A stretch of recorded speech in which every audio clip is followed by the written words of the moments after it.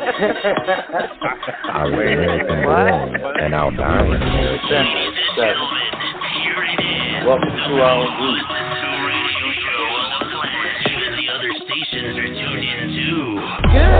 Welcome to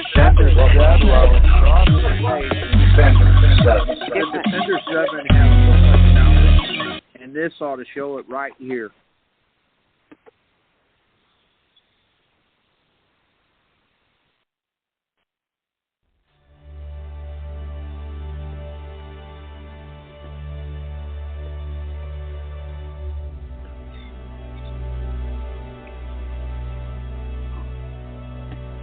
Do you or someone you know suffer from depression? If so, please contact the National Suicide Prevention Lifeline at 1-800-273-8255.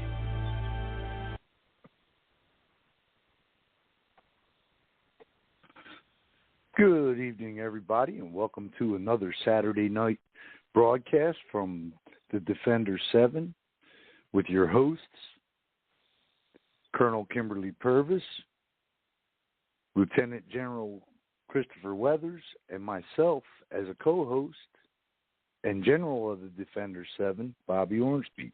Welcome. Before we get on with the show, I have to read our disclaimer. The views and opinions expressed on Defender 7 radio show and Facebook page are those of the callers and or authors and do not necessarily reflect the official policy or position of the Defenders 7. Now, with that out of the way, for all you new people that are just tuning in or just come across us, we do have a website. If you'll type in all lowercase letters, www.defenders, Roman numeral V as in Victor, with 2 small i's.com. On our website, you'll see that we have a store and a donate button. 100% of all proceeds from sales from our store and any donations we bring in go back to our communities throughout all 50 states in a time of need or any shit it's the fan situation. So please, by all means, purchase something or hit that donate button. That's the only way that we're able to fund anything that happens throughout all 50 states. We're not like the other groups where they keep 90% and only give 10%. All 100% goes back to our communities. So please help us help you and your community in a time of need. Now, we can also be reached on our national Facebook page by typing in all capital letters in the search box, Defenders 7. That's Defenders, Roman numeral V as in Victor, with 2 large I's. Before you hit that join button, just know that we expect all of our members and future members to participate throughout everything we do in the Defender 7. If you feel you can't participate or it's not a group for you, you can always leave. No hard feelings.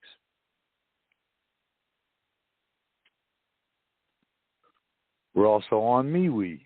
If you click on organizations and scroll down to Defenders 7, Humanitarian American Patriot Group.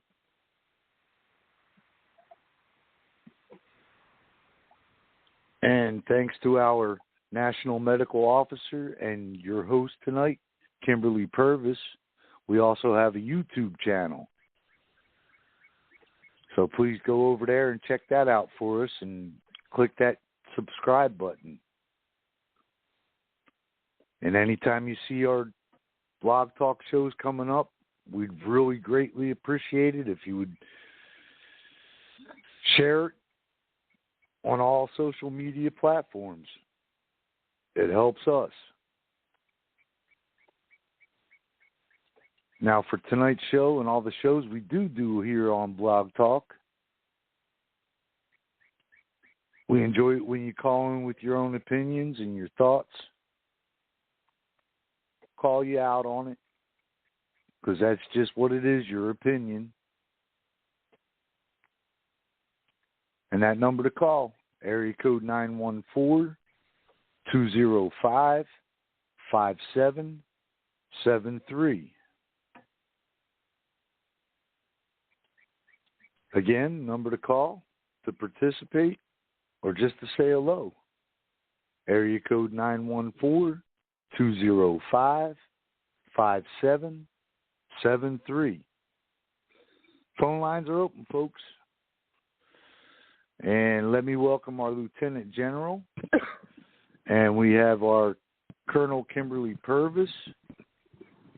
And our Captain from Wisconsin, Miss Lorna Munson, a.k.a. Slacker. Yeah, I was slacking today. What? I didn't see you mowing no grass. So no pictures, no proof. So it didn't happen. Yeah, that's right. Okay. If it wasn't documented, it didn't happen. Okay. And good afternoon or good evening, everyone. What's good about it? Yeah. Before I get started, does anybody know of power outages in their area? No. Let's go. No. Tennessee, all over Tennessee, they've had power outages 5 times in the last 2 weeks. And hours at a time. And I'm telling you, Kim, what I said the other night about that. They're doing it state by state. Oh yeah. Oh, the other thing. Next week, I'm not sure what day it is. They're changing over the internet, the type of internet that we have. They're changing it, so we're going to lose the internet next week. Cool. Don't know how long. We go back to the days when we grew up. Oh, I know. Right. Yeah.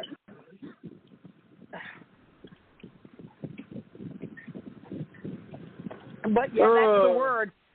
Some people are saying that's because of the G7 summit, and they believe that the Great Reset's about to happen because you can't do it in every single country simultaneously.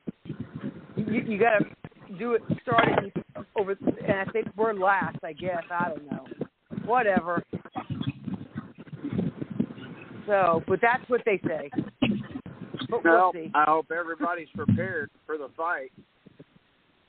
I know. There's going to be a lot of bloodshed, I'll tell you that. Well, yeah, and especially if certain things go down, my suggestion is if you don't have to go anywhere, don't go anywhere. If you see something happening, please just go home. Mind your business, mind your matter, and go home. Especially if there's something big going on. You don't want to be caught so. But yeah, that's for anybody that isn't prepared. Yeah. I mean, if you have to go to work, of course, go to work. But if you see something massive happening, as long as law enforcement's there and or whoever, that's fine. Please go, fine. But because I don't really want to say my opinion too much on like what I can think might be happening. No, I'm just going to leave it as it is. But like any riot, if you see riots going on or anything like that, go home. there's no need you getting caught out in it and getting hurt, especially if you can't defend yourself.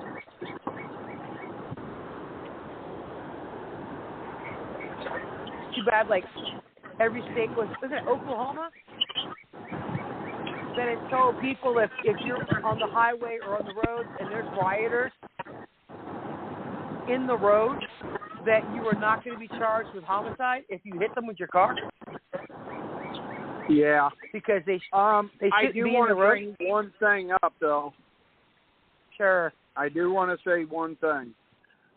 As of today, there has been 4 confirmed attempted hijackings in planes. Oh, shit. So just wanted to let everybody know. And it Where? has been confirmed.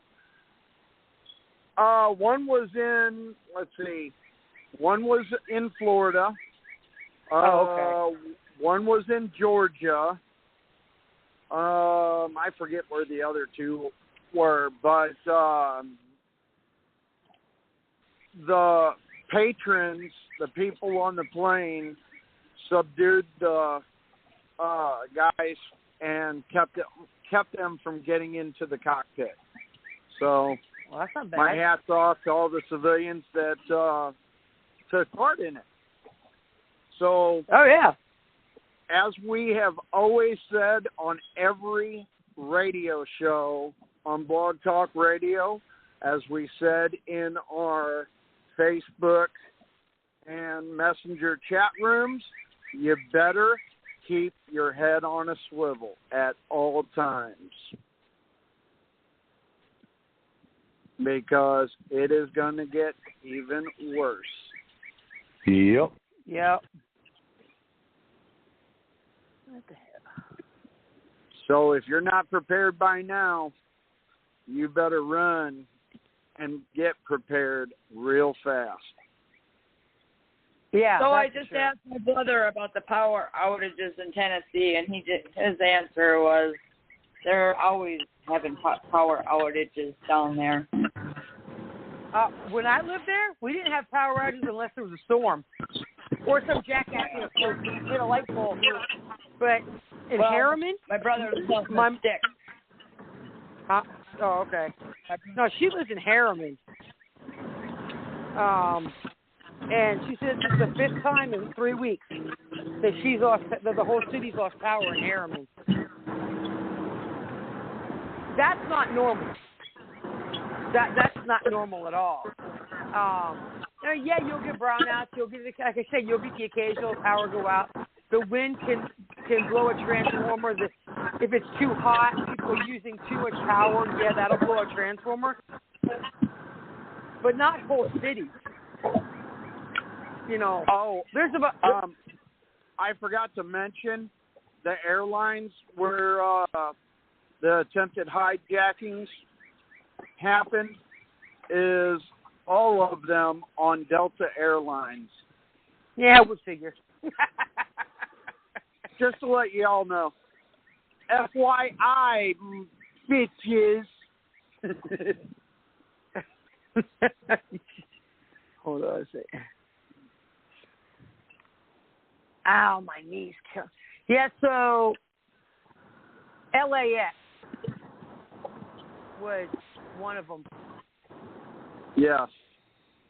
I know there's been several throughout the country, so I didn't know exactly the cities. I know one was in Florida, and I think Atlanta, Georgia was another. I don't know where the other 2 went. Yeah, they only have LAX on here. Of course, there's more on there, but whatever. Well, there is more, so. No, I know, but I just put hijackings today and whatever. So we've started going back onto our all the wars the U.S. has been in, and we finally made it to Vietnam. Finally. I did not know the Vietnam War started as early as it did. The Vietnam War. When was that? In the 50s. It started in the 50s. Yeah, that's what I thought. So, according to most historians, though the conflict in Southeast Asia had its roots in the French colonial period of the 1800s. So the United States, France, China, and the Soviet Union, Cambodia, Laos, and other countries would over time become involved in the lengthy war, which finally ended in 1975 when North and South Vietnam were reunited as one country. So this is the timeline. And by the way, I'm on on history.com. I just typed up Vietnam War boom. We're on the History Channel. So in 1887, France imposes a colonial system over Vietnam, calling it French Indochina. And the system includes Tonkin, Annam, Cochin, China, and Cambodia, and then Laos was added in 1893. In 1923 to 1925, Vietnamese nationalist Ho Chi Minh is trained in the Soviet Union as an agent of the Communist International. February of 1930, Ho Chi Minh found the Indochinese Communist Party at a meeting in Hong Kong. In 1940, Nazi Germany takes control of France. In September 1940, Japanese troops invade French Indochina and occupy Vietnam with little French resistance. In May of 1941, Ho Chi Minh and communist colleagues established the League for the Independence of Vietnam, known as the Viet Minh.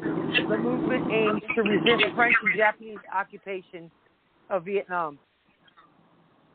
So March 1945, Japanese troops occupying Indochina carry out a coup against French authorities and announce an end to the colonial era, declaring Vietnam, Laos, and Cambodia independent. And defeated by the Allies in World War II, leaving a power vacuum in Indochina, France begins to reassert its authority over Vietnam. In September of 1945, Ho Chi Minh declares an independent North Vietnam and models his declaration on the American Declaration of Independence of 1776 in an unsuccessful effort to win the support of the United States. In July of 1946, Ho Chi Minh rejects a French proposal granting Vietnam limited self-government, and the Viet Minh begins a guerrilla war against the French. In March of 1947, in an address to Congress, President Harry Truman states that the foreign policy of the United States is to assist any country whose stability is threatened by communism. The policy becomes known as the Truman Doctrine. In June of 1949, the French install former Emperor Bao Dai as head of state in Vietnam. In August of 1949, the Soviet Union explodes its first atom bomb in a remote area of Kazakhstan, marking a tense turning point in the Cold War with the United States. In October of 1949, following a civil war, Chinese Communist leader Mao Zedong declares the creation of the People's Republic of China. Do they reuse names too? And for stuff like that? Like back in the day, Russia would reuse family names if they didn't like the person, when they get married. They don't like the name, so they change it. Because Mao Zedong, this is from 1949, but I know that dude can't still be alive. Unless they, you know what I'm saying, like an emperor. You guys know?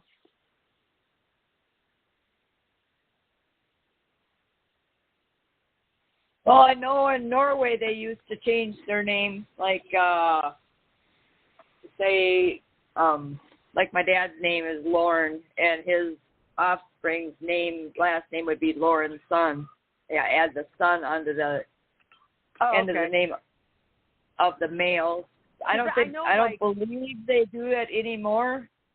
I think my grandpa was probably the last generation that did it.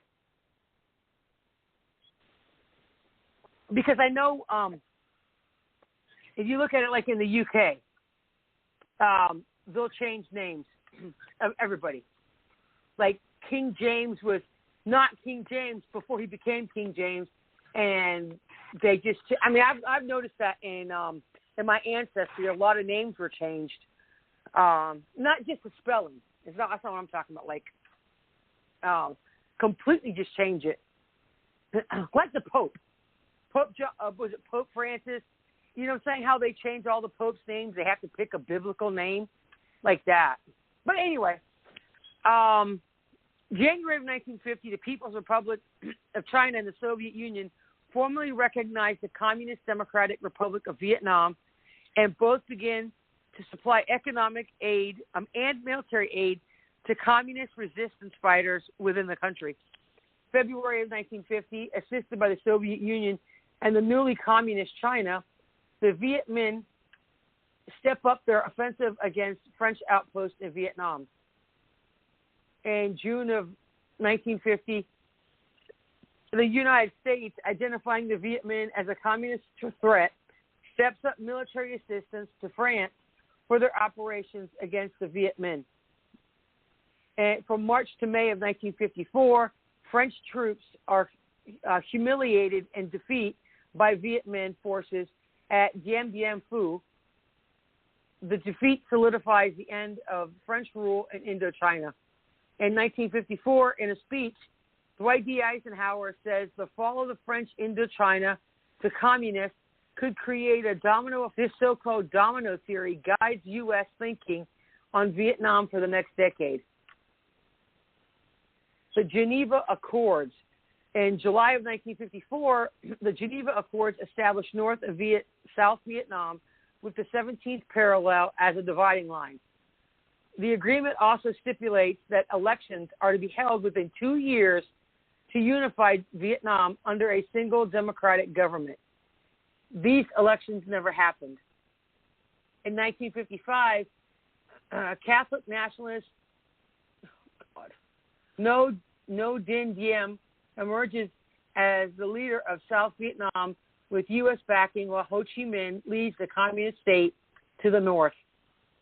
In May of 1959, North Vietnam forces begin to build a supply route through Laos and Cambodia to South Vietnam in an effort to support guerrilla attacks against becomes known as the Ho Chi Minh Trail and is greatly expanded and enhanced during the Vietnam War. In July of 1959, the first U.S. soldiers are killed in South Vietnam when guerrillas raid their living quarters near Saigon. September of 1960, Ho Chi Minh, facing failing health, is replaced by Ly Duan as head of North Vietnam's ruling Communist Party.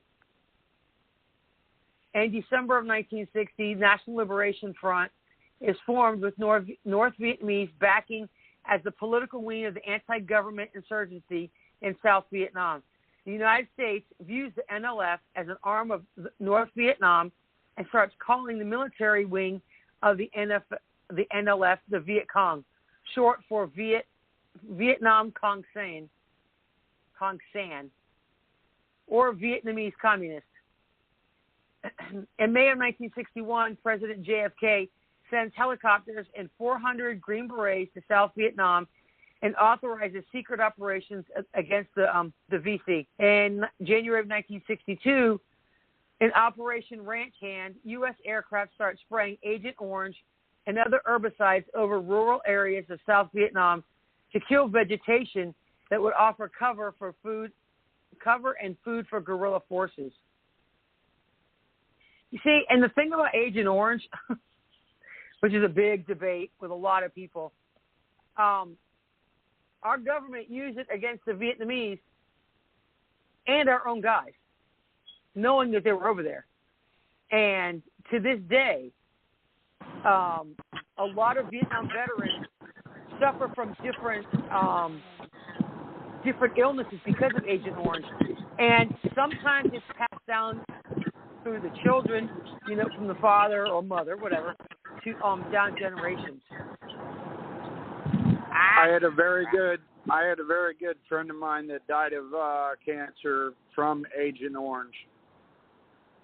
My dad did, and it took him. Yep. He got home. 70. He got home. 71, 81, 91. It took him 30 years before. Because his started with heart problems, then lung problems. Come to find out, he got diagnosed with MS in his 50s, and he died at 59. And in his 50s, he got diagnosed with MS, which has been found to be caused by Agent Orange. So a lot of these guys, and they just want to brush it under the rug, And some of the soldiers, the veterans from Vietnam, they barely got compensated for it. Some only got a couple $100. Ooh. Well, beat still my heart.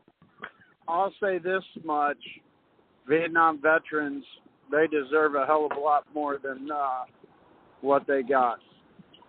Oh, I know. That's for sure. I mean, and it's still happening. Not the Vietnam veterans. Well, besides them, now it's all of the veterans now. Well, I know that. I mean, hell, I'm a Desert Shield and Storm veteran, so I definitely know. Yeah, I mean, it's there's just so much crap that we get exposed to. It's ridiculous. So, in February of 1962, No Dinh Diem survived the bombing of the presidential palace in South Vietnam as Diem's extreme favoritism towards South Vietnam Catholic minority alienates him from most of the South Vietnamese population, including Vietnamese Buddhists.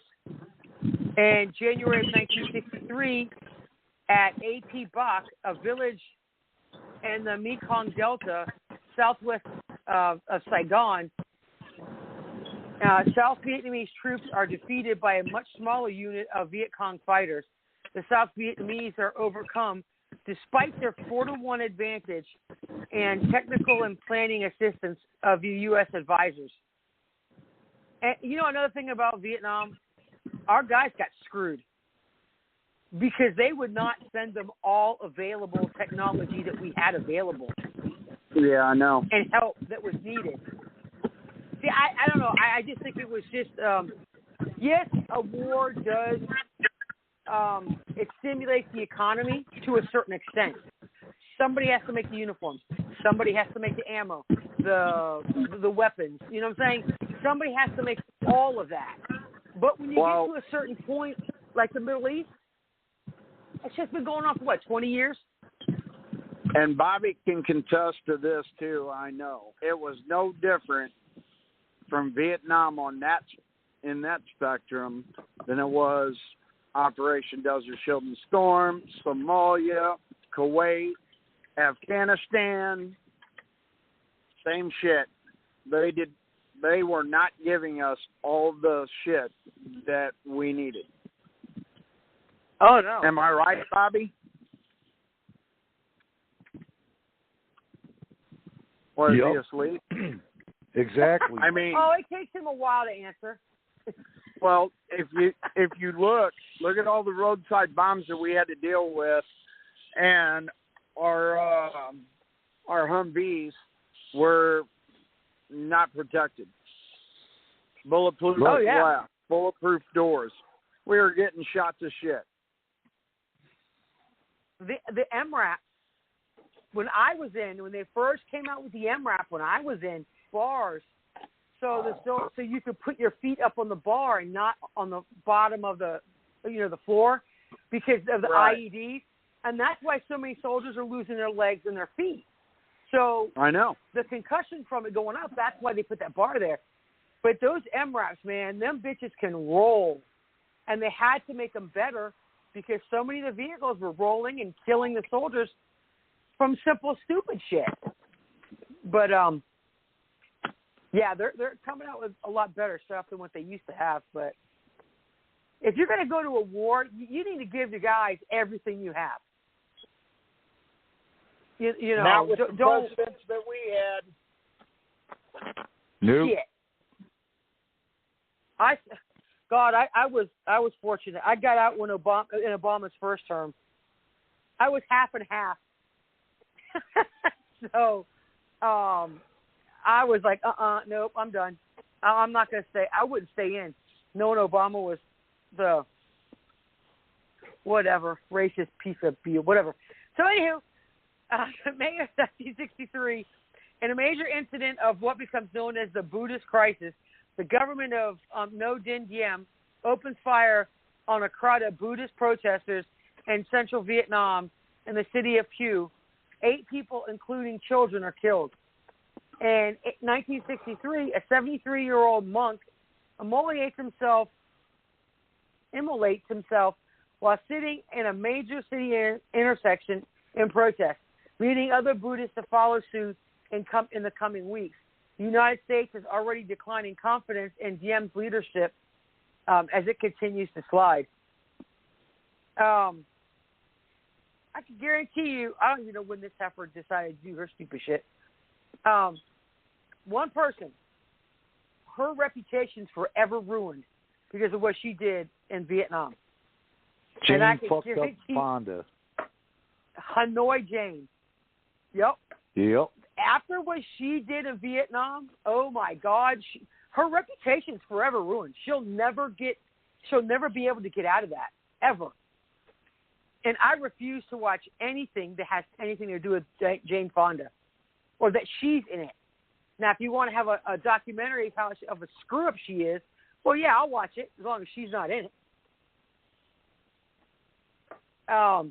In November of 1963, the United States backed the South Vietnam military coup against the unpopular Diem, which ends in the brutal killing of Diem and his brother, Ngo Dinh Nhu. I like these names. They're kind of cool. Between 1963 and 65, 12 different governments take the lead in South Vietnam as military coups replace the government, one after another. So they had no government in those couple years. That's pretty sad. Kind of like America right now. We don't have a government. In 1963, JFK was assassinated in Dallas, and LBJ becomes president, and bam, that's when America gets involved with the war. Kennedy did not want to get involved with the Vietnam War. He wanted to stop it, but he was outnumbered, and they killed him.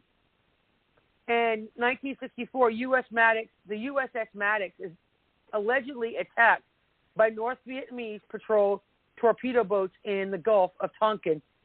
Then they disputed the attack later on, leading LBJ to call for airstrikes on North Vietnamese patrol boat bases. 2 U.S. aircraft are shot down, and 1 U.S. pilot, Everett Alvarez Jr., becomes the first U.S. airman to be taken prisoner by North Vietnam. In 1964, the attacks in the Gulf of Tonkin spur Congress to pass the Gulf of Tonkin Resolution, which authorizes the president to take all necessary measures, including the use of armed force, against any aggressor in the conflict. In November of 1964, the Soviet Politburo increases its support to North Vietnam, sending aircraft, artillery, ammunition, small arms, radar, air defense system, food, and medical supplies.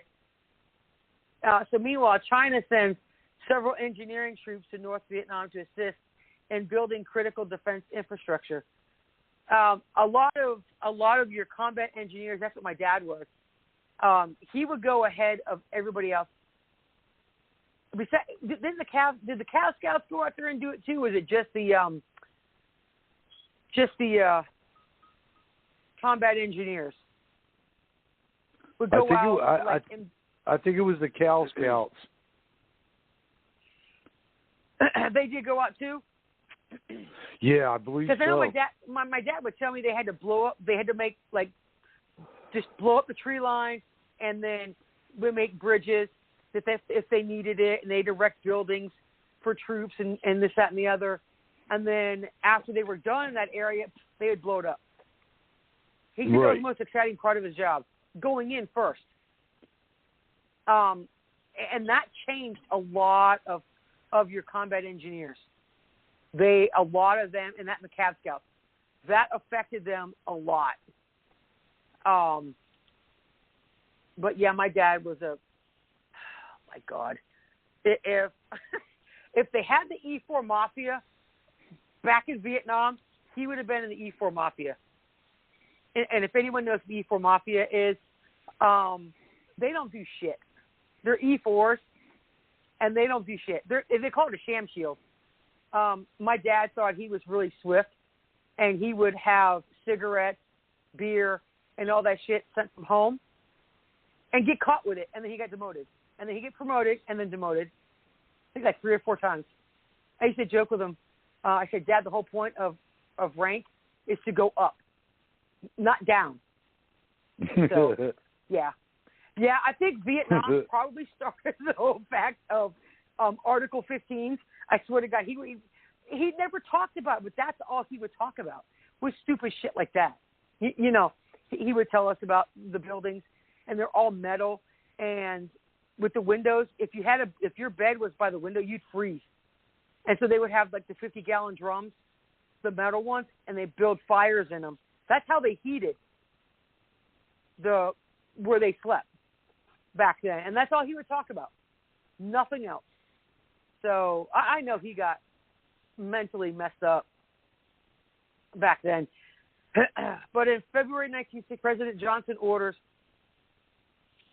the bombing of targets in North Vietnam in Operation Flaming Dart in retaliation for a VC raid at a U.S. base in the city of Pleiku, at a nearby helicopter base at Camp Holloway.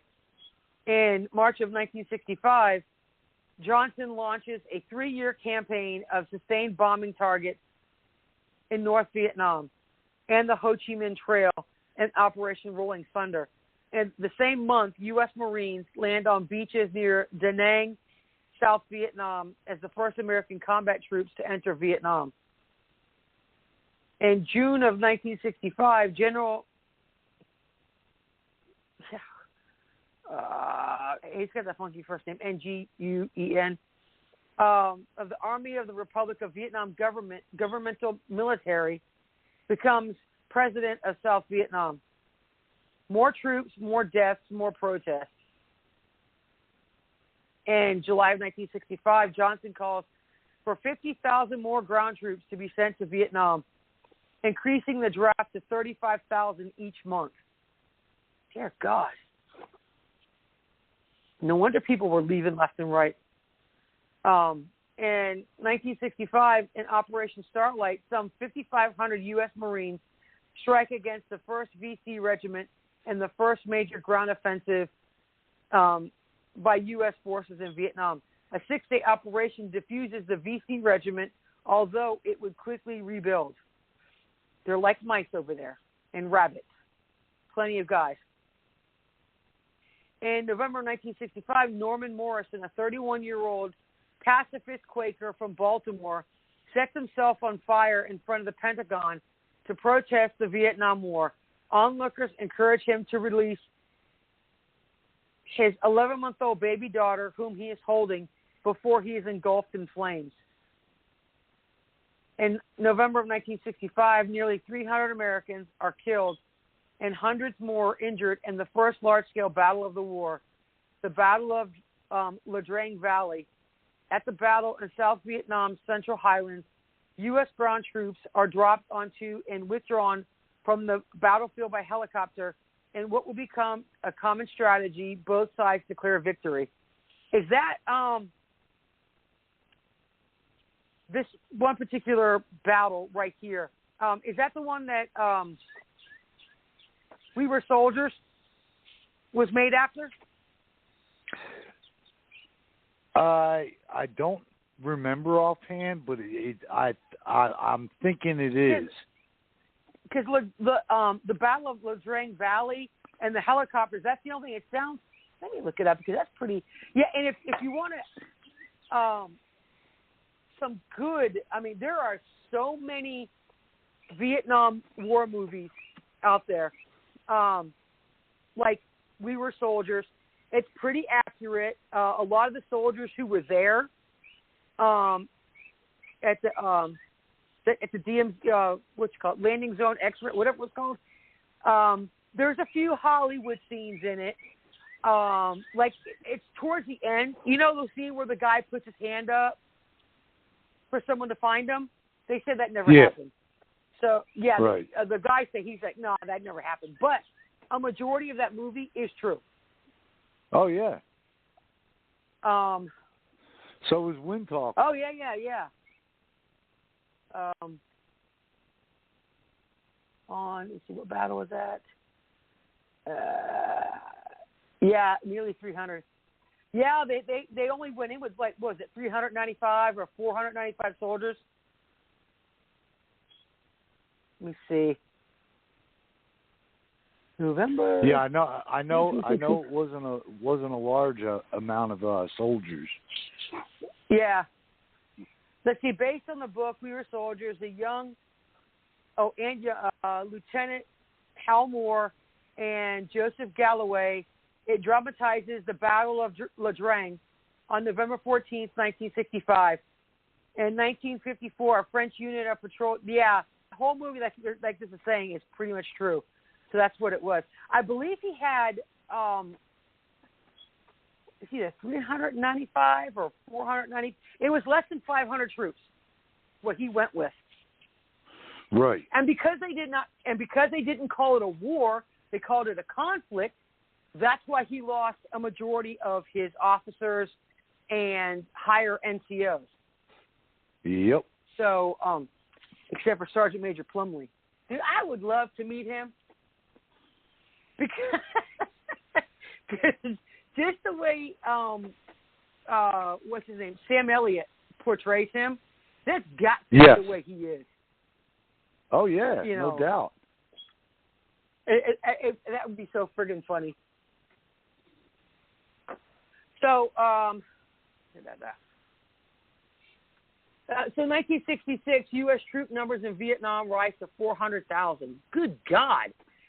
I didn't know they sent that many. Not more. No, it was almost. And so June of 1966, American aircraft attacks targets in Hanoi and Haiphong in raids that are among the first such attacks on cities in North Vietnam. In 67, U.S. troop numbers went to 500,000. And in February of 67, U.S. aircraft bomb Haiphong Harbor in North Vietnamese.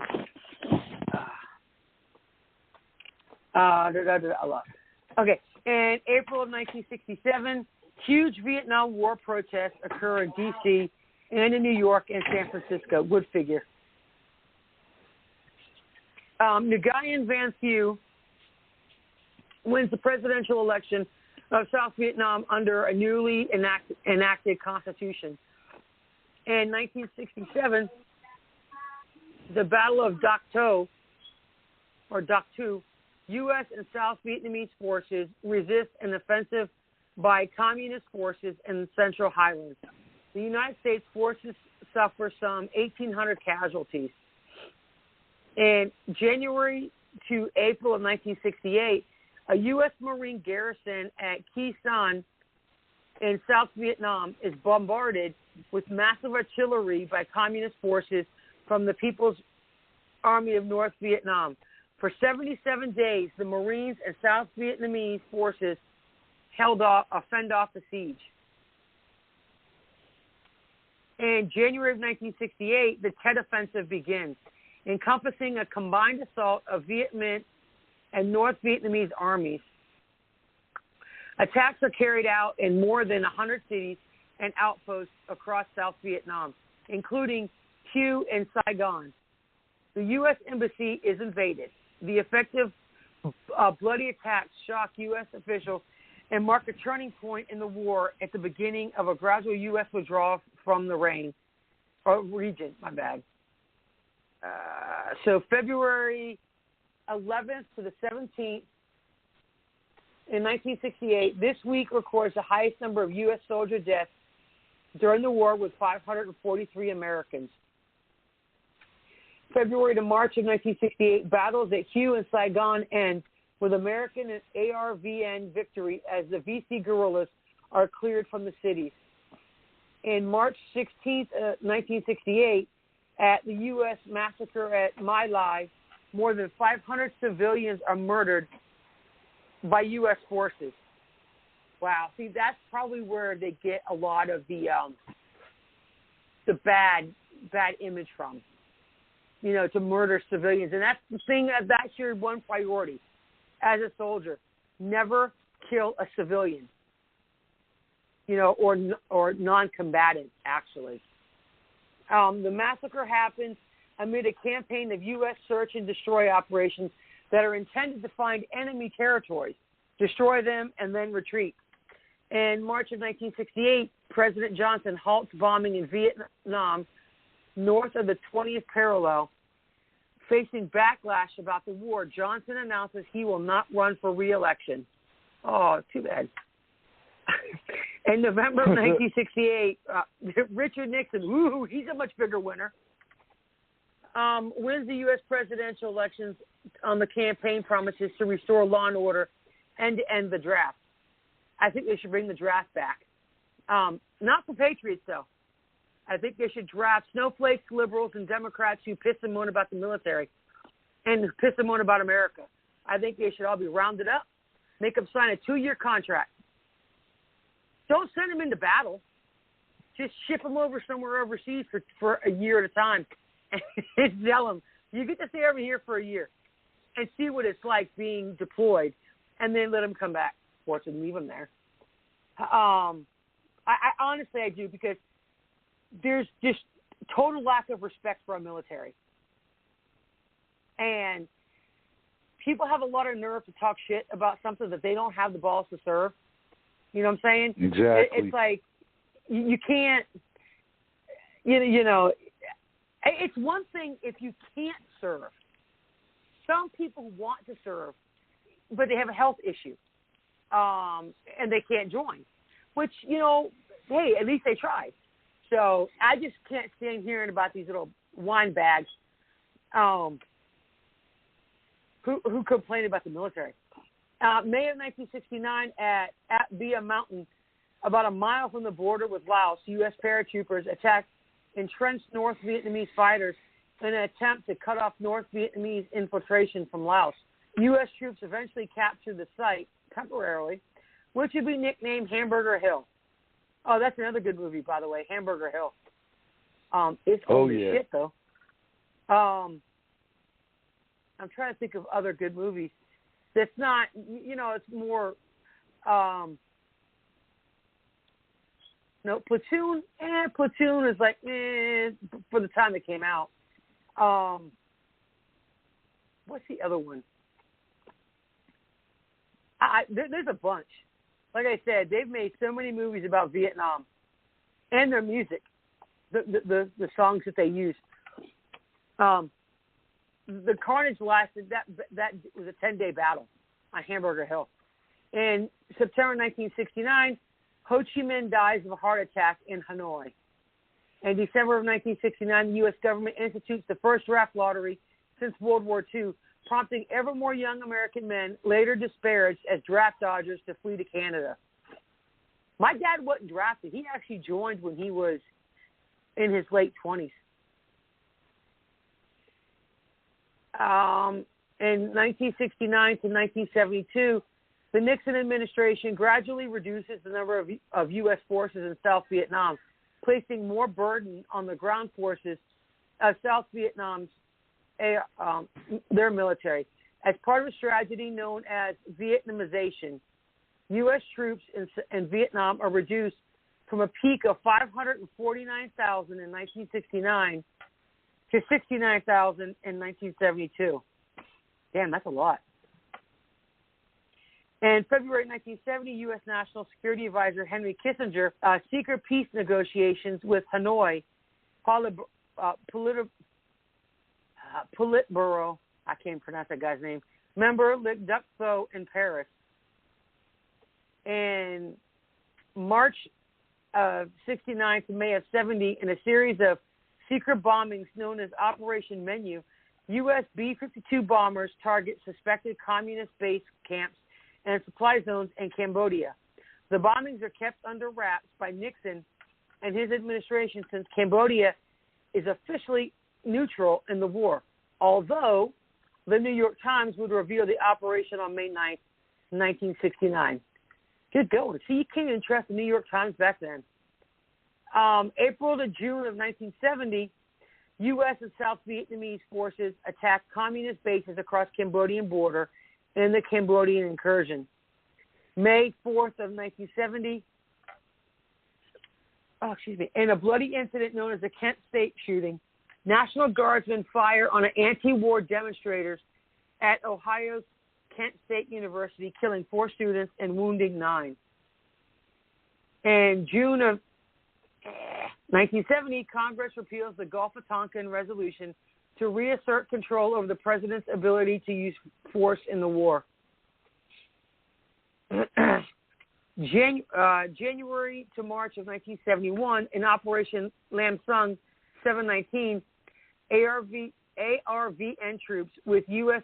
support invade Laos in an attempt to cut off the Ho Chi Minh Trail. They are forced to retreat and suffer heavy losses.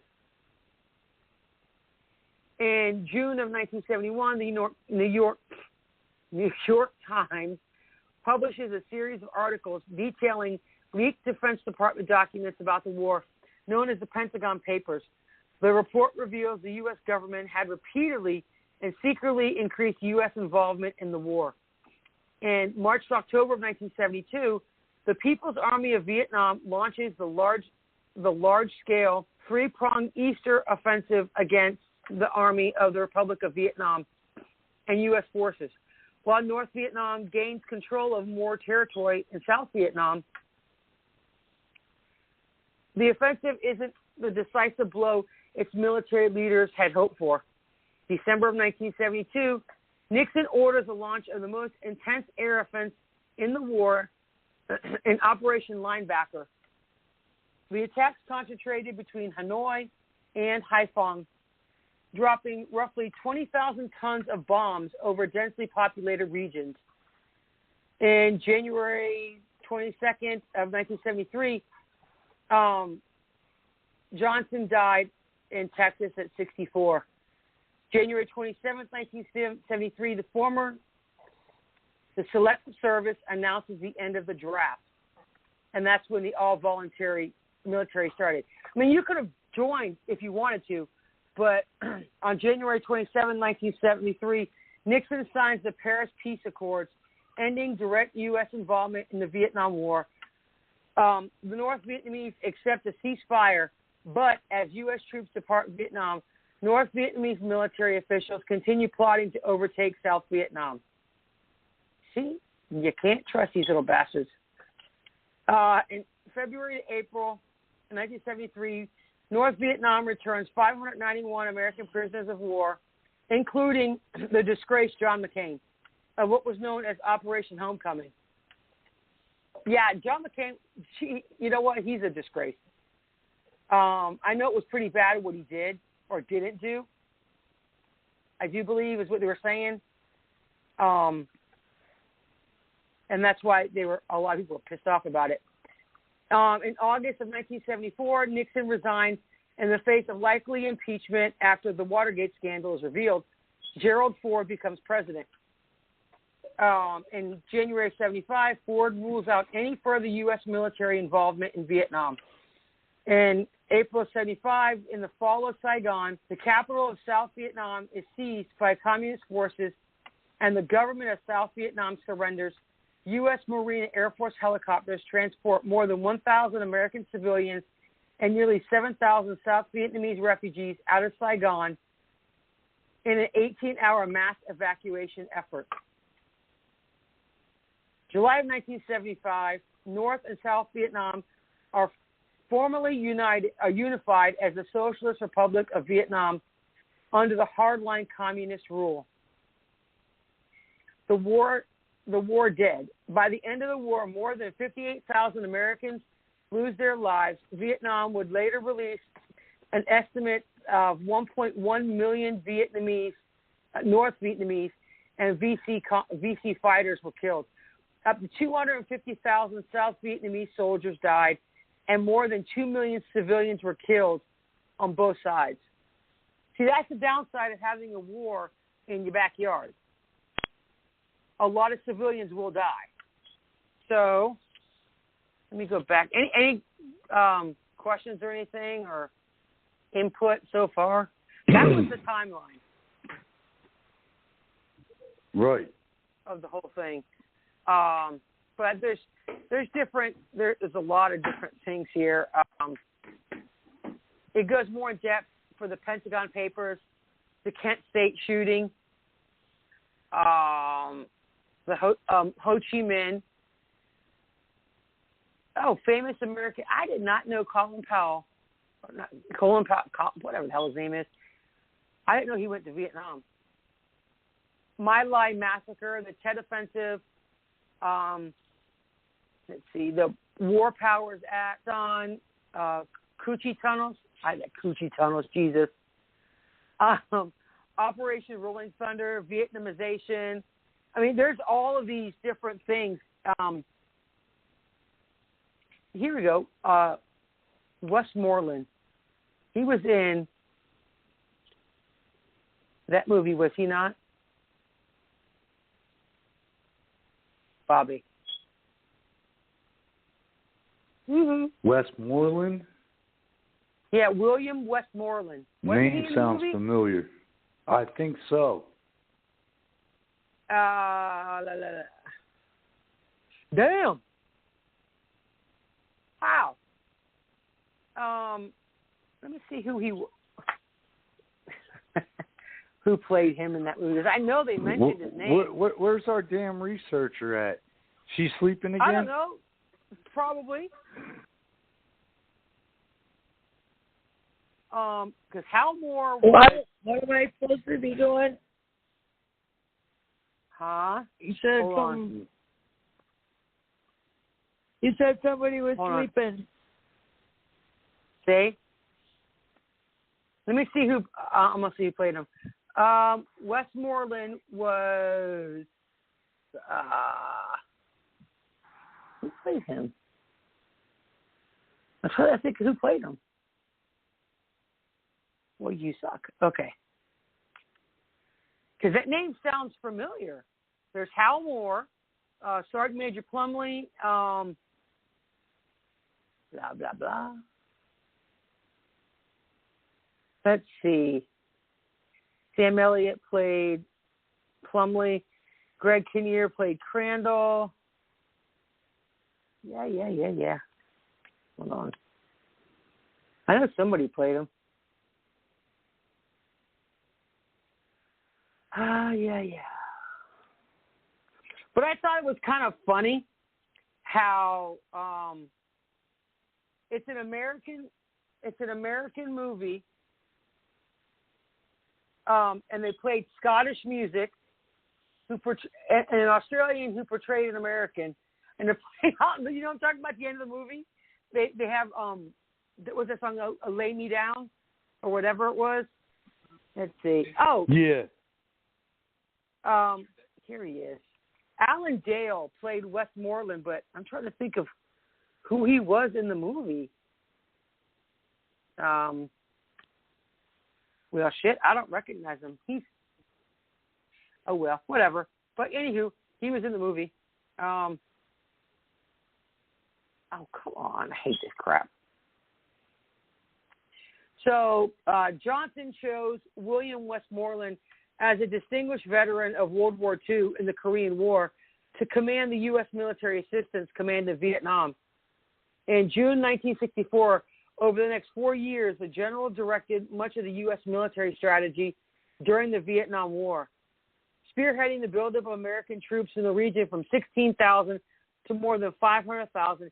His strategy of attrition aimed to inflict heavy losses on North Vietnamese and the VC forces using superior U.S. firepower, but resulted in a costly stalemate by the late 1967. The enemy's ambitious Tet Offensive in early 68 cast serious doubt on Westmoreland's claims of progress in the war effort, even as he called for some 200,000 more troops. Growing anti-war sentiment on the home front led Johnson to halt bombing attacks. So he was born in 1914 near Spartanburg, South Carolina, into a family of whose ancestors fought in the Revolutionary War and served in the Confederate Army during the Civil War. He earned an appointment to the U.S. Military Academy at West Point and graduated in 1936. His fellow cadets called him Westy, a young field officer.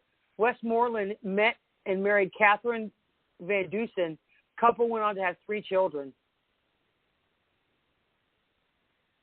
That's pretty cool. But yeah, that goes on and on about Westmoreland. So, let's see. So the weapons we had. So from air power to infantry to chemicals, the weapons used in the Vietnam War were more devastating than those of any previous conflict.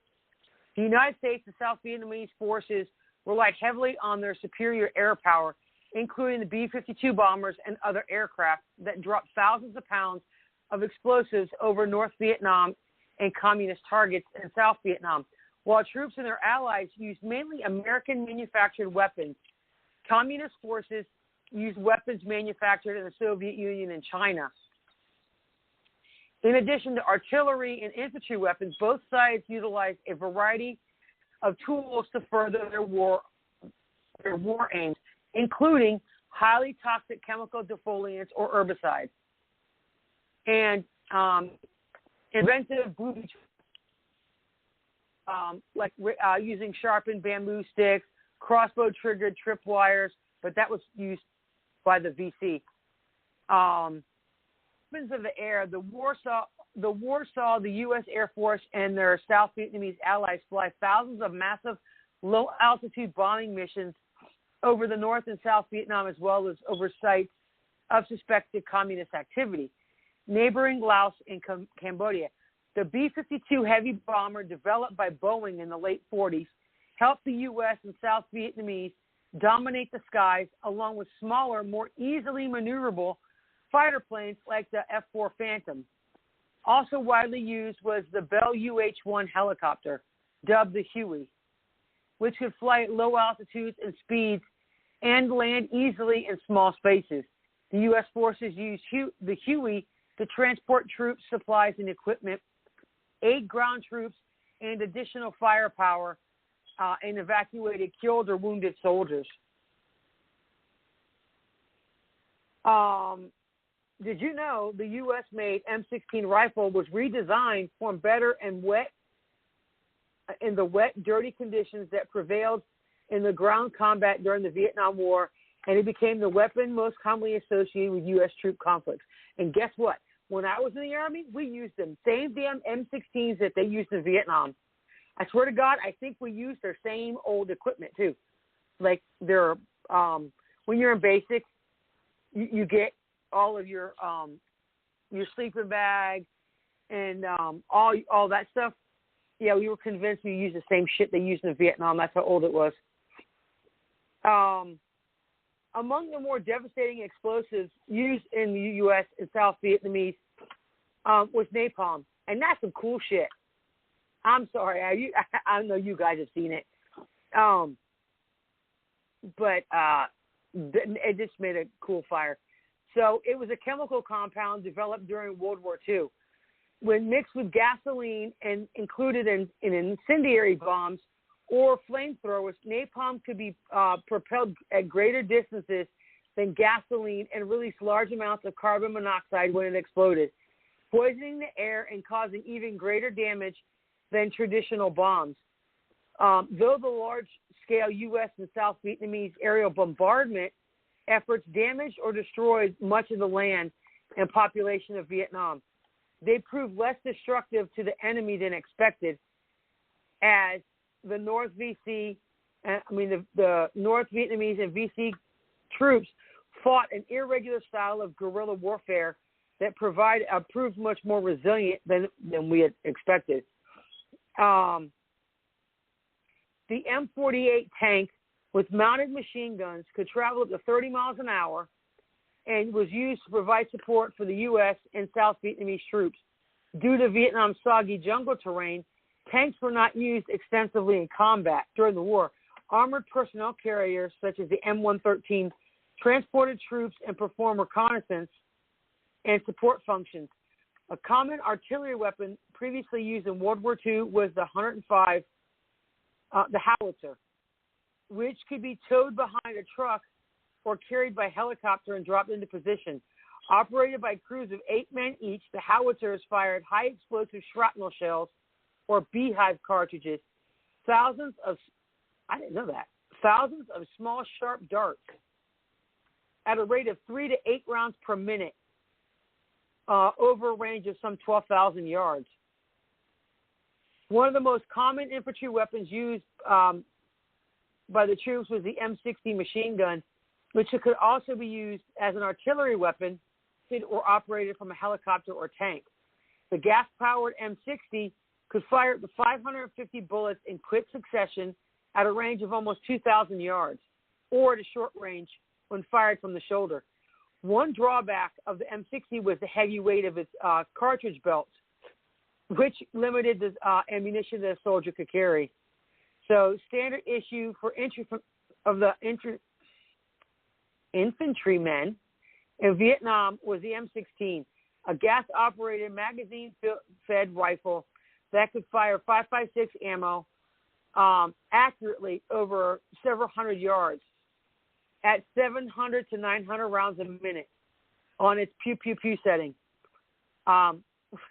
When you're in basic, you get pew. That's it. You don't get anything else. To be used as a semi-automatic, its ammunition came in the magazines of 20 to 30 rounds, making it relatively easy to reload. And the life, I'm trying to think what it is. For an infantryman is, I believe I don't know if it's still 11 seconds, but it was back then. 11 seconds. That's how long your lifespan was if you did not fire. So some of the weapons used by the North Vietnamese, most of the weapons, uniforms, and equipment used by them were manufactured by the Soviet Union and China. And they had the shoulder-fired SA-7 Grail missile, which many of the anti-craft weapons extensively used against American aircraft. On the ground, the DP-762 light machine gun, and that's equivalent to the M60, was based on a Soviet design and manufactured in both Soviet Union and China. The simple but deadly accurate AK-47, they call it the peasant's rifle. It's shorter and heavier than the M16. M16 weighs approximately like 7 pounds, a little over 7 pounds, depending on how full your magazine is. With a lower rate of fire up to about 600 rounds a minute. So other weapons that were used, let's see, hand grenades such as the Mark II, which could be thrown or propelled using rifle-mounted launchers. Mines were used to guard the perimeter. Let's see. The U.S. Air Force planes sprayed more than 19 million gallons of herbicide over 4.5 million acres of land in Vietnam from 61 to 72 as part of Operation Ranch Hand, a large-scale defoliation program aimed at eliminating forest cover for the North Vietnamese and the VC. Also, it killed their crops. And they also used Agent Orange, which was later revealed to cause serious health issues, including tumors, birth defects, rashes, psychological symptoms, and cancer among returning U.S. servicemen and their families. Some of the other things they used was bouncing Betty. and they stopped using bouncing Bettys because they said they were inhumane. But the last time I checked, war is not humane. I'm sorry, but that's just, you know. Did you guys want to cover? That's up to you. I pretty much covered. I mean, we all know about the protests. Actually, you guys are going to have to, speak for a few minutes. I have to go to the bathroom. And I can't bring my laptop with me. Too bad. I'm not bringing my laptop in the bathroom. I will mute myself, but I can't hold it any longer. It's like I drank coffee. I drank coffee and it's going through me. That's all. Where's it at?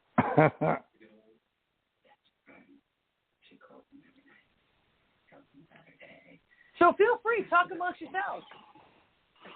Yeah, I brought you guys into the bathroom with me. Are you awake there, Lorna? Wisconsin. I think she's asleep. Wasn't she doing something else? She said she ate, and with all the work she did today, she's tired. She might fall asleep. Shit! Before the show, it was like 4:30 or 5 o'clock.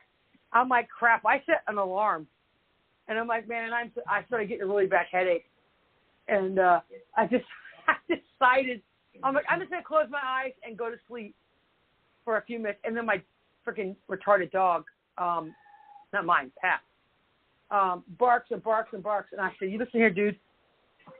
Keep this shit up, and I'm throwing you out of the house. I threw him out. Close the door. Left him out.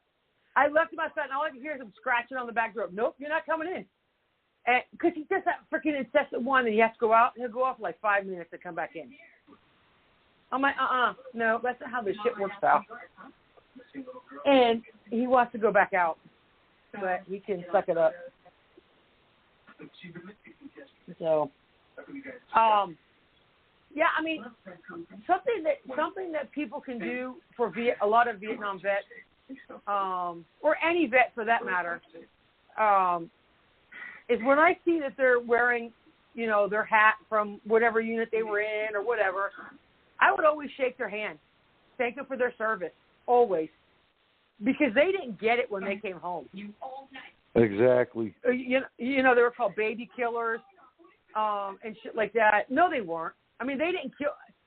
If children got killed, it was by accident, because you were fighting in their backyard. And it's unfortunate. A lot of times, a lot of communists. I don't say communists because different Muslim groups will use children and women as, one, a shield, or they will have them loaded up with dynamite or C4 or whatever. So I don't know who else does that besides them and shit like that. I don't know if too many countries use women and children besides them. Did the Russians or Chinese? Do they what?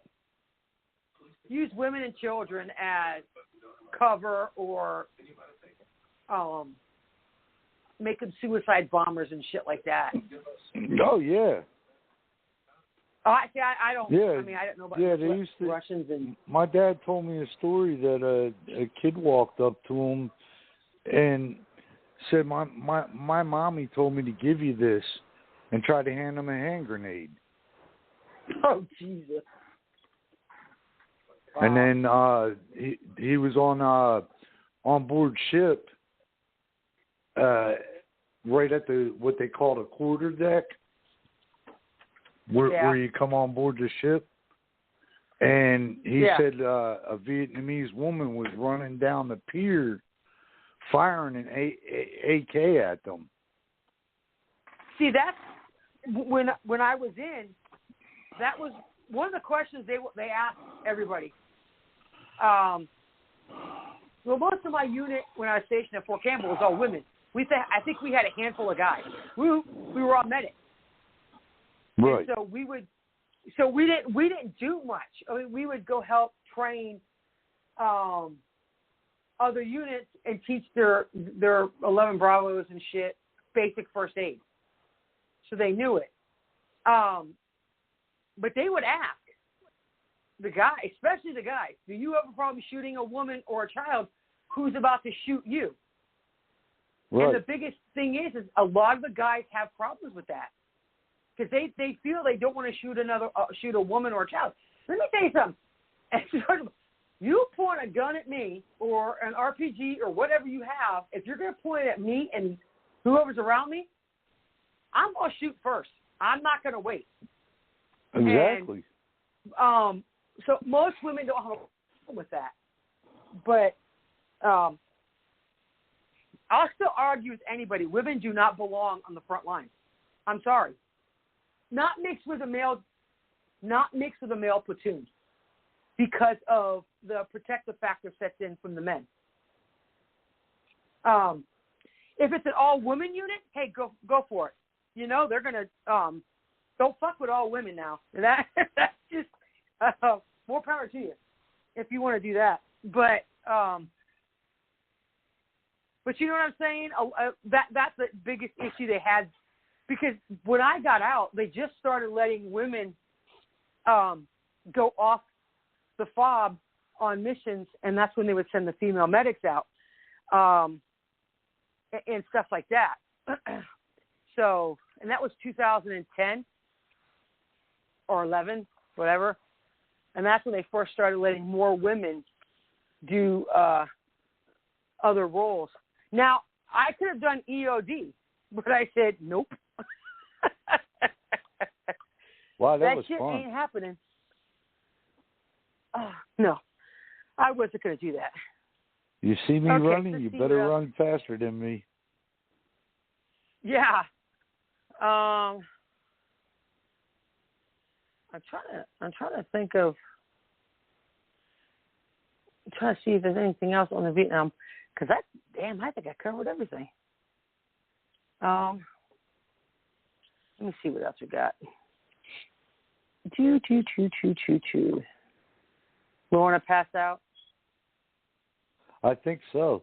She's still on, but I think she passed out. Let's see. Shut up. You're not going outside. Too bad. He wants to go out front, but I won't let him. Because all he does is bark. Little butthole. Let's see. Ho Chi Minh comes home. I'm just trying to look and see if there's anything else. Damn, I think we did cover everything. I do know that after the Vietnam War, any Vietnamese person that comes to America, they don't have to pay taxes. I can't remember how long it was, but they don't have to pay taxes. And how long? 7 years. Oh, okay. Yeah, the ground troops. Well, shit, that's it. There's, I couldn't believe that. The Paris Peace Accord, why does that sound, didn't we just sign back up with the Paris Peace Accord? I think so. Yeah, we originally signed it back in 1973. But what was so bad, I can't remember. I know it was not cool. Hold on a second. Paris. Oh, you know what? I think it's something else. There's something else. It's called the Paris Climate Accord, not that other one that they signed in Vietnam. No, this is the climate one. For climate change. So they have two of them. the Paris Agreement, and then the Paris Climate Accord. And that's what we don't want, because it's going to cost Americans an ungodly amount of money for every person. Right. So that's it. Good God. I didn't realize we'd cover everything. Yeah, everything we've got, I went over it. I mean, there's, but like I said, if you want to go find out anything, go look on the History Channel or a Thought Company or thoughtco.com. Oh, excuse me. It has everything. It has your timeline and what we went over, and then it has, here we go. This is something different. It has all the different battles and stuff like that. But let's see. Come on. I do have to admit, like I said, in Vietnam, they had the best music for all their movies. I do have to admit that. So some terms and slang from the Vietnam War. Agent Orange. ARVN is an acronym for Army of the Republic of Vietnam. Boat people were refugees fleeing from Vietnam after the communist takeover of Vietnam in 1975. So they said, the hell with this shit, we're not communists, and we left. So boondock or boonies is a general term for the jungle or swampy areas in Vietnam. We use the term boonies in America for like when they say, yeah, we're way out in the boonies. Like the Okefenokee Swamp in Georgia and shit like that. Charlie was for VC. Forrest Gump is another movie that it's not like all that great of Vietnam, but it goes over a lot of this stuff too. Containment is a U.S. policy during the Cold War which sought the prevention of the spread of communism to other countries. The DMZ, everyone knows the demilitarized zone.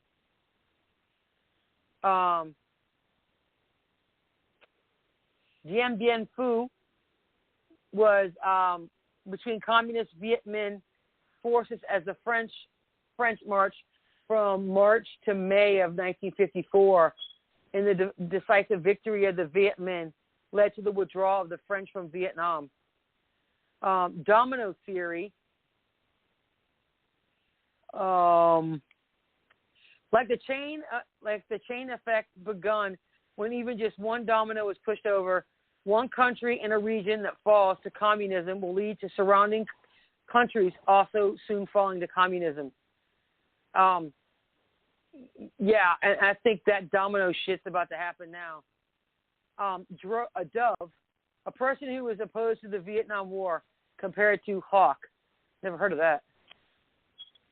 DRV is an acronym for Democratic Republic of Vietnam. That's the North Vietnamese. Freedom Bird, any plane that took American soldiers back to the U.S. at the end of their tour duty. Friendly fire, everybody knows friendly fire is, unfortunately, you get shot by a young guy. A gook is a negative slang term for VC. Grunt is for 11 Bravos. The Gulf of Tonkin incident, 2 attacks by North Vietnam against U.S. destroyers, the USS Maddox and the USS Turner Joy, which were located in the international waters in the Gulf of Tonkin on August 2nd and 4th of 1964. This incident led U.S. Congress to pass the Gulf of Tonkin Resolution. Hanoi Hilton, slang for North Vietnam's Ho Loa prison, which was notorious for being the place where American POWs were brought for interrogation and torture. A hawk is a person who supports the Vietnam War. So, yeah. Ho Chi Minh Trail, it's the supply path. from north to south Vietnam. North to Ho Chi Minh. Whatever. Ho Chi Minh Trail. Whatever. A hooch is a slang for a place to live, either a soldier's living quarters or in a Vietnamese hut. In country meant Vietnam.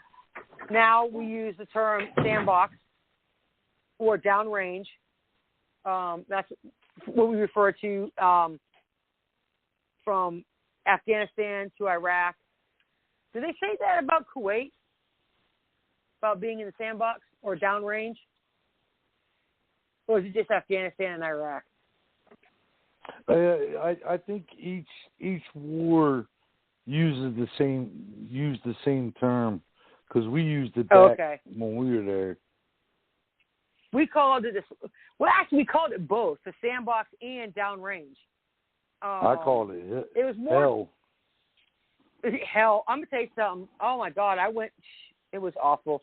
Turkey's bad too. I don't give a shit what anybody says about Turkey. It sucks, especially Istanbul. Johnson's War was slang for the Vietnam War because of Lyndon B. Johnson's role in escalating the conflict. KIA is killed in action, which we still use that term today, and we still use that also. I do believe, right, for a kilometer, like 1 click, 2 clicks, whatever. Okay, napalm. Well, we can't use that anymore either. A jellied gasoline that, when dispersed by flamethrower or by bombs, would stick to a surface as it burned. And this was used directly against the enemy soldiers and stuff. PTSD, I think they started, they had what was it, the 100-yard stare? Was that before Vietnam? Because I didn't think they used PTSD back then, not for Vietnam. No, they didn't. They just used that term, 1,000-yard stare. Yeah, but then after that, there was another one. Because, let's see, hold on. Terms used. Because, battle fatigue, right? I believe that's what they called it. Shell shock.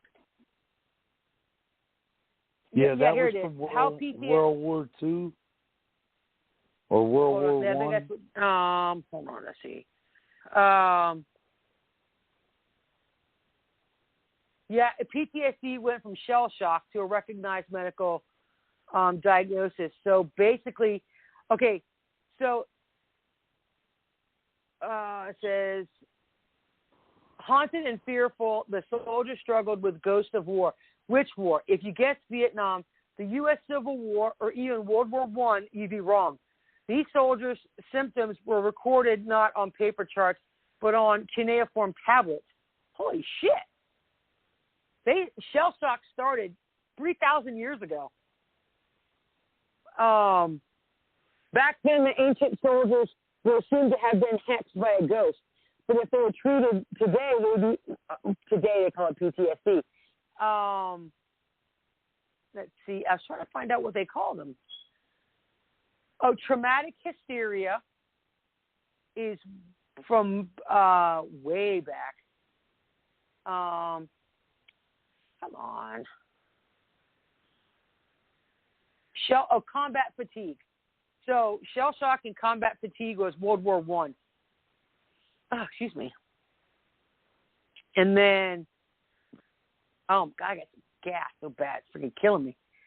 By World War II, psychiatrists increasingly I hate gas. Oh, my God, it hurts. Recognized that combat would have mental health ramifications and concluded that too many men were prone to anxiety or neurotic tendencies.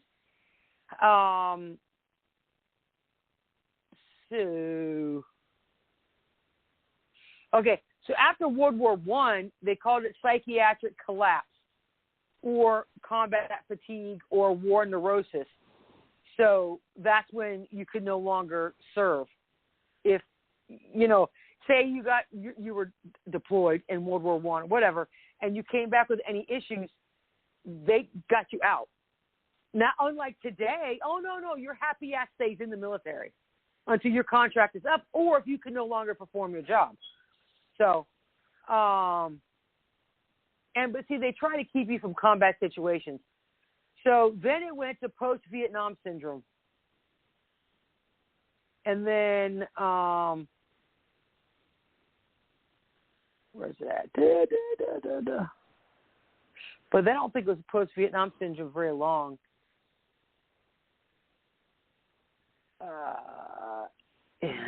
Sorry, I'm just trying to skim through this really quick and look for. I hate my dog. She's a little asshole. She, oh, that was it. I went to Ross and got a pair of $100 boots. Not cowboy boots, but those I guess you want to call them shit kicker boots, but nice pair. I wore them twice. Little fucker chewed them. Chewed one of them. So, and I just threw it at her. Here, you might as well have the other damn shoe while you're at it. And that's what she's doing. She's chewing the rubber. That dog can tear a shoe up in the matter of. So she's got 4 pairs of my shoes. I can't wear the other 3 pairs that I gave her. But that's how it dulls her teeth. You know what I mean? It so they're not sharp and they don't bite the piss out of you. Anywho, POW, which we still use, prisoner of war. MIA, for missing in action, we still use that. NLF is for National Liberation Front, the Communist Guerrilla Forces in South Vietnam. NVA, Vietnamese Army. Peaceniks, whatever. Early protesters against the Vietnam War. Is it Punji Stakes or Punji Stakes? Punji? Is that Punji? Yeah, it's Pungi, I believe. No, it's Punji. Well, okay, hold on. Depends on who's spelling it, but it's a booby trap made of a bunch of sharpened short wooden sticks placed upright on the ground and covered so that an unsuspecting soldier would fall on her. Ooh, that sounds like a good idea if you're living out in the woods. If you live in the boonies, around your property. RVN's acronym for Republic of Vietnam. Spring Offensive is a massive attack by the North Vietnamese Army to South Vietnam. The Tet Offensive is a massive attack on South Vietnam by North Vietnam's Army and the VC. It began in 1968. On Tet, the Vietnamese, that's why they call it the Tet Offensive. It's the Vietnamese New Year. Tunnel rats, soldiers who explore, here is what my dad did. Tunnel rats, soldiers who explore the dangerous networks of tunnels that had been dug and used by the VC. So yeah, he lost the he lost the bet. He had to be a tunnel rat. So the VC was the Viet Cong, Viet Minh, shortened for the Vietnam Doc Lap Dong Minh Hoi. Holy crap! So that's why they call it the Viet Minh. Vietnamization is the process of withdrawing U.S. troops of Vietnam, turning over all fighting to the South Vietnamese.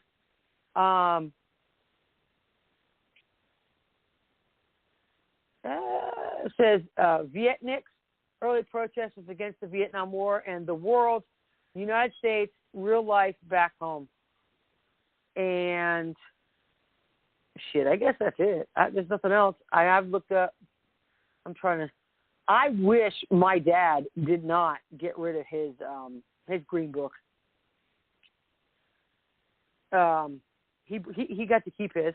Right. You know, that little green book that they all, huh? I said right. Yeah, I know. But I tell you what, my dad taught me how to. He taught us how to burn anything and everything, how to build a proper fire. See, that's the reason why he was like that when he came home too. We could have a bonfire the size of a house, and he never lost a fire, ever. And he could have one with, wind whipping around. He could still have a fire and never lost one. Yep. And he would blow shit up. He didn't care. But yeah, he taught us everything. I think that's why we turned out the way we did. I think that's why I turned out being a tomboy. It's because my dad was a combat engineer. He taught me everything about the outdoors, you know, and shit like that, you know. But that tis be it. We're done. What we can do is, so Monday, I have no idea. Got any ideas? Oh, nah, but go ahead. Huh? No, go ahead. Oh, no, I was just going to say. Dude, stop. I'm going to slap the shit out of you. What was it? The history of fallen empires. You know what I'm saying? The downfall, like the Roman Empire and all that. I think that's what we were going to cover, but it's going to be hard for me to. I'm going to have to find a way to get all that crap. Let me see. You know, just the fallen empires. Let me see. I think that'd be cool. Not Forge of Empires. Jesus, Mary and Joseph. What is it? I looked up fallen empires. You know, all different empires that fell, and it comes up Forge of Empires. My God, that stupid game. No, Fallen Empire. I don't want the game or the movie. Lord have mercy. Okay, how about this? See, I told you, in order to look stuff up, Empires Rise and Fall, you have to the way you have to word your question. So here we go. I think we'll do it on comparing the rise and fall of empires. What causes them to fall? Which we know the biggest cause of a fall of an empire is morality. So, cool. I'll do that. That's what we'll do on Monday. Okay. And then Tuesday, I have no idea. All right. I need ideas for a medical show. Think we went over. Well, crap. You know what we could do? We could go over shock. Do another PowerPoint on shock, the types of shock. There you go. I still have to finish the audio. I've been so busy with. I've had 7 employment agencies ask me to go apply for that Dean of Nursing at Newman University. I'm like, dude, I already applied. And then so I got my fingers crossed for that one. And then there's another university who needs an assistant dean, and then they need a biology instructor at Newman University. So it is what it is. But so my brain's been busy doing all that crap. But I'm trying to think. What we could do is, I don't think anything is.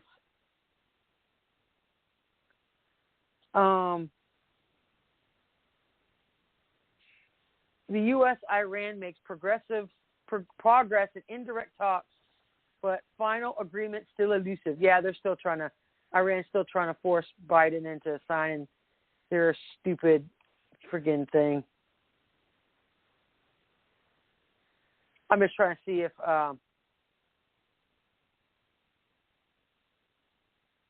anything that's coming up for like local news, in the U.S. I'm just trying to flick through here. We got a little bit of time to bullshit. Right. Wow.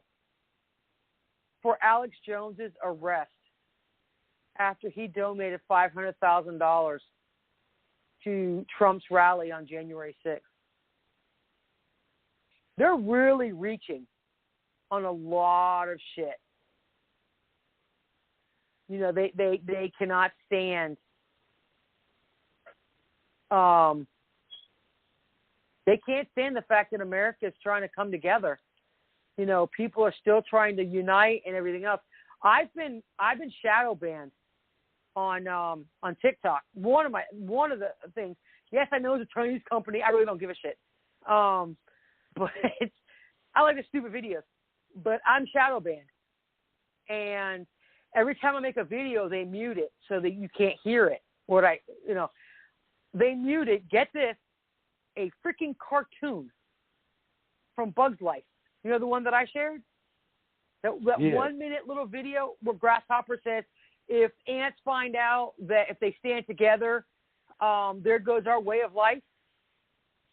That got banned on TikTok, that 1 minute video, for harassment and bullying and whatever they said. Well, I got that 30-day ban. I got the 30-day ban this time because I made a comment on one of Lorna's posts. It had something to do with somebody breaks into the house and shooting or something, and all I said was, in a case like this, I'd shoot first, then ask questions. Oh, okay. Yeah, there is a video that says, if I broke into your house, what are you going to do? Some of these little freaking punk-ass kids, I said, one, I'm going to whoop your ass. Not before I get a pair of scissors and that's what I got the 30-day ban for. Wow. It's about damn time. A federal judge has halted Biden's unconstitutional $4 billion program to pay 120% of Black, Hispanic, and Asian or Native American farmers' debt after 12 white farmers sued claiming it discriminated against them, because a lot of the farmers are going bankrupt because they're forcing them to destroy their crops. So Biden is paying out $4 billion to Black farmers, Asian, Hispanic, whatever, to save their crops, but he's letting white farmers go bankrupt. And the federal judge said, nope, that's unconstitutional. It's about damn time that someone's standing up to that little fucker. I'm sorry, I just get into my... but yeah. So, you know what? I'm going to look it up because I heard about it. We talked about it earlier. What is the new internet? Someone said they're making a new internet. AT&T fiber. It's a certain type of. The new internet is a sensorless browser and plugin that allows users to overlay comments on any social media page, news articles, or web page. It will provide the users the power to publicly defend their positions, thoughts, and opinions. That is the new internet that's going. What's fucktard Zuckerberg gonna do? He's SOL. But here's the thing. Remember, they're about to lay this out. This new internet. You're not gonna. They said the internet's to be shut down. Okay. But here's the thing. You're going to have your phone and this, that, and the other. It's not like Google. That's a web browser and shit like that. I think it's the www part, the World Wide Web. That is what's getting changed, and they've been working on this since 2018. How long they've been? Oh. They're going to charge you $9.95 a month for it. How much? $10 a month. Fuck no, internet's free, damn it. Well, no, internet's not free, but you get it on your cable or whatever. Yeah, new internet service options as low as $9.95 a month. That's that new, whatever this new thing is. So, it's supposed to be it's like the 5G, I guess. So it's be faster than all this other crap that we have. But But that's part of that all that crap that's about to go down. I'm telling you, all this new shit's coming out this week. We shall see what happens and how long it lasts. Oh, my God, my knee's killing me. Oh, excuse me. I had to go let retard out. Oh. So, let me see. Oh, yeah, I told you about air being racist. I'm trying to think of anything else that's racist, because they said air was racist. I think that was the last thing I heard. Shut up. You hear this little asshole? Talking back He's got to to put you. his 2 cents in. Oh. And my neighbor's dog is outside. Oh yeah, I'm gonna try and get a video done. I've got my little. I'm not gonna do hydroponics, but I got these little plastic boxes or little. They look like little laundry baskets, but they're not laundry baskets. Like a tote, and I'm gonna hook them to the fence, and I'm gonna drill a hole in the bottom so the excess water can drip down on them. And I got my herb garden. There you go. And I've got jalapenos, banana peppers, and shit like that. What kind of marijuana are you growing again? Yeah, sure. It's funny because I don't know if you knew this, but tomatoes have the same heat signature as marijuana plants. Oh, yeah. Yeah.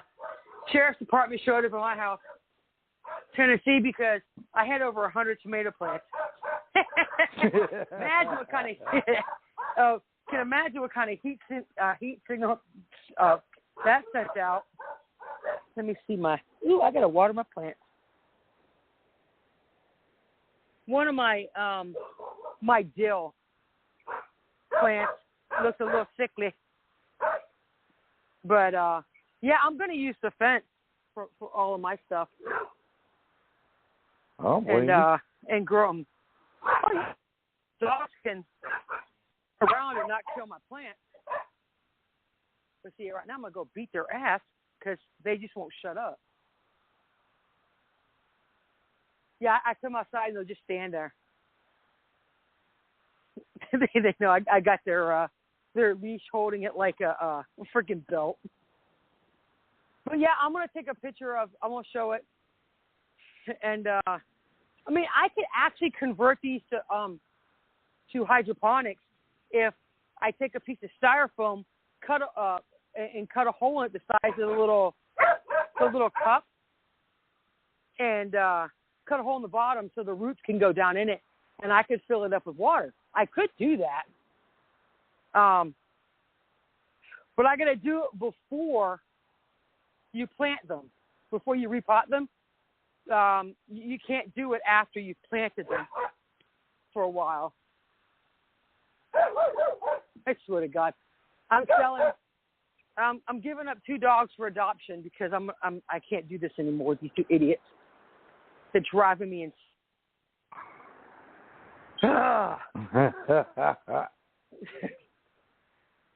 Yeah, so we bought 2 of everything. 2 cucumbers, 2 banana peppers, 2 jalapenos, squash, zucchini. Hell, I could have more than that. I didn't realize that it was that big in my yard. So it's too late to do tomato plants unless I get the big ass ones that's already getting ready to bud. So right. We got a few more minutes here. So yeah, guys, we don't know. A lot of strange shit that's probably going to start happening on Monday. Monday, they're going to come out with the results of the audit. Like I said, you don't need to have all of your excess supplies just because. It's a good idea to have them, like water, a lot of dry goods, your rices and flour, sugars, and pastas. Yeah, you can, but sometimes the pasta can go stale. Believe it or not, unless you put it in an airtight container. Simply because, don't forget, you got natural disasters, storms. Right now we got hurricane season. Like, we don't get hurricanes, but we get bad thunderstorms. So what we're going to do is we're going to start putting up cases of ramen noodles, probably potted meat, the Vienna sausage, as a last, you know what I'm saying, for case anything happens. God forbid anything happens. And plus, like, you know, those, I like it, but I can eat it, is those big, the roll can of chicken breasts, the chunk chicken breasts from Walmart. It's just like tuna, but it's chicken. Okay, those big, huge cans, I've made all kinds of shit with that. But yeah, always have your supply, because like I said, anything could happen. You could lose your job. You could get laid off for a while. You could get sick. Someone in your family could get sick, and you can't go to work. You get food to fall back on. You know, try not to use it all, but your main important thing that you want to keep is you want to keep a well-supplied stock of bottles of water. We bought, because it's only $1.50. Well, I don't know what it is now. I haven't bought it in a while. But cases of the little bottles of water, you know what I'm talking about, the little 12-ounce, 16-ounce bottles? Or you could get 5.5 gallons? You know the big, huge water, the things you put for your little water fountain there? You know what I'm talking about. Those big 5.5 gallons? Yeah, you could get those. Try to think. Oh, and something else that's good to have also. In the sporting goods section at Walmart, I don't know about any other store. I just know I bought this personally at Walmart. It's a one, two, I can't remember how many gallons it is. It might be 5. I don't know. But it's a collapsible plastic square, and it has a little I'm gonna call it spigot. But you know what I'm talking about? The little thing you on and off where the water comes out. You could fill that up. Yeah. Have those. Keep them empty though. You don't want to have water in that. But you could, if you know something's happening, like a storm or something, then you fill them up. Put them in your refrigerator, or put them wherever, and they'll keep for a little while. I think maybe we should go ahead and go over one Saturday. I guess we can. I don't care whatever day, about supply kits, like not a bug out bag, but supplies for different emergencies. Right. You know, I know we have different listeners a lot and stuff when we cover, and sometimes we may find new things to add. And when we go over this different information, that doesn't mean you have to have all of it. Pick and choose whatever you want to have, especially for your area of where you live. You're not going to need the same stuff that other areas have. But water is your most important thing you're going to have, because you can't go without water. You know, you can go without food for a little while, but you can't go without water. So always important to keep your water supply. But, woohoo, look at there. We got 5 minutes. If you want to go ahead and sing as everybody else did. Yeah. Weathers did. Yeah, we can end the show. I'm here. I'm present. Oh I have to admit, I did fall asleep. Up. I know. I was out cold. That's okay. I was before we started. Yeah. But another good topic and another great show, Kim. I always appreciate it. Oh, no problem. Lorna, even though you fell asleep, we still thank you for still being on. Yeah, your tried. call still counts. Your call still counts.